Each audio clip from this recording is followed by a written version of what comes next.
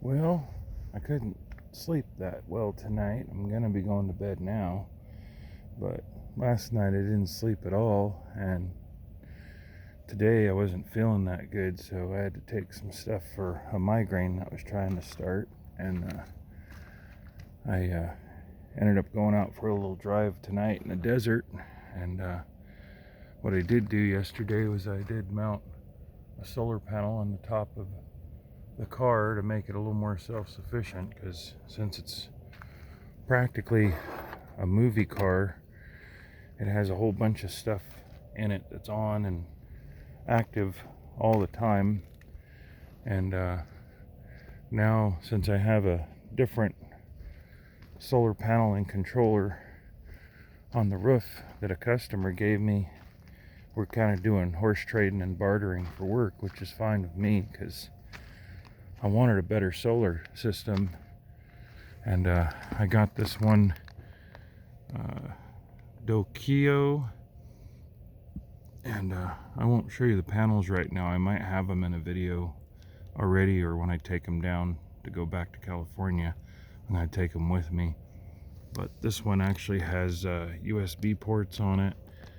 It has extra accessories, a jumper I can use, and it's about a 300 watt system with a better charge controller with a heat sink on it, because it does charge up pretty fast. It even just charges with some moonlight a little bit. So I've got that 4-panel foldable on the roof, and I had the one that's on top of the car now, which I think is probably about between 150 or 250 watt. So tomorrow all I have to do is put the controller somewhere. It's just a Coleman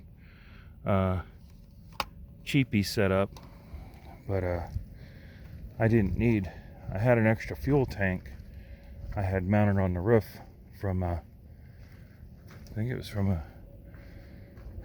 Craftsman or something riding mower, and I only had that because my fuel gauge didn't used to work. I had all my automated stuff through a tablet because my instrument cluster didn't work, and it would give me all the information I needed through that tablet. And I used to have to have it mounted where the original instrument cluster is. Well, now I got a cluster from I think a taxi cab or police interceptor in Detroit, and it has about 100,000 miles more on the odometer than my original one, but it barely ever worked, and I had all the automation except for the fuel gauge. Well, now everything works, and when I go to smog it, the engine light comes on the way it's supposed to. And I also got my tuner hooked up finally, which I have in there, and I have the tune on this that I want, and so I don't need the extra fuel tank to give me a go-between when I run out of gas. I do have a gas can in the trunk, but this was easy because I had it mounted here, and I ran the hoses down through the back, and then I could just run the fuel into the gas tank from here. And well, I don't need to do that anymore, but since the car does tend to drain the battery, it's got dual batteries. The other one you can't see, but I have a deep cycle battery in the trunk, and I don't have a battery isolator box in it yet to automatically go from this battery to the other. I just have a blade switch I can turn on and off, and I have an indicator back there, and then I have a gauge on the dash to tell me my batteries are good. So I do have the biggest battery I can put in under the hood, but I still tend to run some things down because all this stuff that has memories, and I have an amp, and I just a bunch of stuff. So now that I have the solar panel on top, I put the charge controller in and have it charge the battery in the back. Once I run those wires, more permanent, but I'll still be able to take it on and off because it's not bolted and mounted. It's just strapped down, and it's in such a good position it almost stays by itself because of all the interference from other mounting. So, and my light bar that I use for a kind of a sun visor, it has a tendency to wobble in the middle because it's all made out of plastic, and it's actually interference mounted here, so it actually is just kind of wedged in there. I think I might have, I don't know if I have it bolted down in any way, but it's in such a position that it doesn't move. But the center of it has a tendency to kind of bounce. Well, now the same strap I'm using to hold the light bar on, or to hold the solar panel to where it can't go anywhere at speed, is actually holding down the center of the light bar, so it's taking the kind of vibration and wobble out of that. So I do have it. I did is I took the brackets off that mount it to the roof, and I unbolted them and wedged them under here, so it can't come off. I couldn't remember, but since I couldn't sleep, I went out to drive around just to kind of explore, and I found a downed tree next to a cactus I took some pictures of, and I carry some rope with me anyways normally, but I didn't need any because this whole area here is about perfect. The spoiler, which is from, spoiler alert, is from a Mustang GT, and then I have these railroad ties that are welded to the trunk lid, and they give me places to tie everything down. That's what I kind of like about doing the whole Mad Max thing, is I actually have resources all over the car to do things with. But I was able to drive a couple miles back on dirt roads, and everything up here is wedged where it needs to be. There's rebar that protects the rear window, and this wood isn't gonna break the glass. So now I have wood for tomorrow, and I got to take a little drive, and I found some cool rocks and took some pictures near some cactus and saw some coyotes running around. And so I just figured I'd tell you a little story of me out scavenging like Mad Max would. And so tomorrow I'll have wood again to try and melt that bottle I've been wanting to do. What is that? Is that a piece of another bottle? Oh, that's, I know what that is. So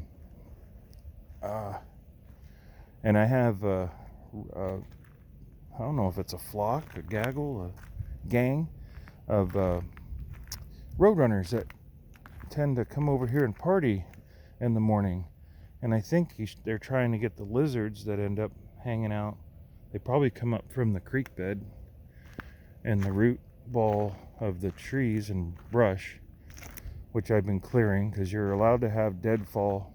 You can't scavenge wood off of live trees, but this all area right here that's empty right now was just full and congested with not only bush and branches and logs and pieces of this tree that had died and fallen off, but there was also trash intertwined in a lot of it was like mulch almost made from the trees and branches that wash down through this creek bed I have in front of me. And so I see some trash right now. So I've been picking up the trash. I'm throwing it away. Well, that's weird. That looks like something that would be done to my car, but it's not from my car. It's got Gorilla Tape and foam. That's what I use a lot too. But this mulch stuff here that builds up is actually a really good kindling and fire starter. But you couldn't walk through here. Oh, there's some more trash. But so yeah, I try and everywhere I go off-roading or camping, I try and do something beneficial. Yeah, see, this is all still alive and that's alive. But all this with the green on it and these nasty spikes, I had to dig some out. It's funny, you notice the stuff that's alive tends to protect itself with these spikes. So if it hurts you, more than likely you shouldn't be using it. And this stuff is between live and dead, so it still has some spikes. But if you notice, the stuff that's actually completely alive is really sharp. I mean, I literally just poked myself with one. But that's the stuff you don't, I mean, if you pull on it and it breaks off without any effort, then it's fine. But of course, you see on the same tree is this bright green. So this tree is probably going to really appreciate me cleaning all this downfall.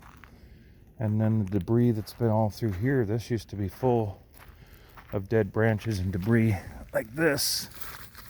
And so I'm assuming that this might be where a lot of the lizards and different bugs that the roadrunners are probably hunting are in this area, and there's a lot more access to them. And so maybe tomorrow morning, if I wake up at a decent time, I'll be able to get a video of them, because I don't have any proof that they've been doing this. And this tree has got some dead on it, but it's not breaking off yet, so I'm not messing with it. But so this, I'm assuming, just fills up with water and runs through, and then the wind and everything else. So I left some crackers I found that were kind of going stale and put those out for these road runners, so they know I'm friend and not foe, because as long as they don't assume I'm a ally to any coyotes out here, which you probably heard them on the video, I'll be safe. But no, it's just kind of cool to see, starting to see more wildlife the longer I'm here, because the majority of them have been hidden, and now I've got birds coming around, lizards, coyotes. There's I don't know if it's a fox or if it's a raccoon. He comes through, and I see him just out of the corner of my eye, and then he stops and takes off. So I guess he's assuming he's going to find some scraps or water. Like when I brush my teeth, I just dump the water out here. No point in filling up the gray tank with water that's just being used for stuff like that.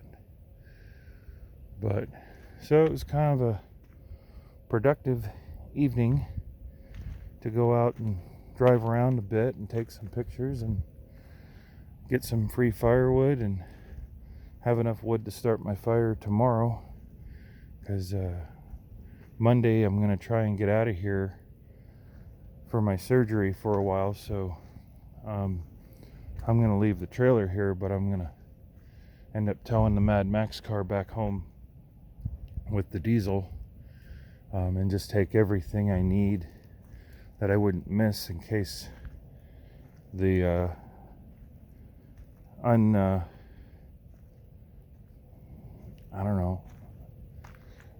unfortunate something happens out here, like wind, or I don't know, if this thing gets ticketed or something. I'm doing everything I'm allowed to do that everybody else does, but they say you're not supposed to be gone for more than 4 or 5 days to a week at a time, and I'm probably going to be gone for almost a month with my surgeries and pre-op and post-op and recovery. So I'm going to take everything from the trailer that I'm not gonna want to miss, and take all my vehicles back home, and hopefully it'll all be here when I get back.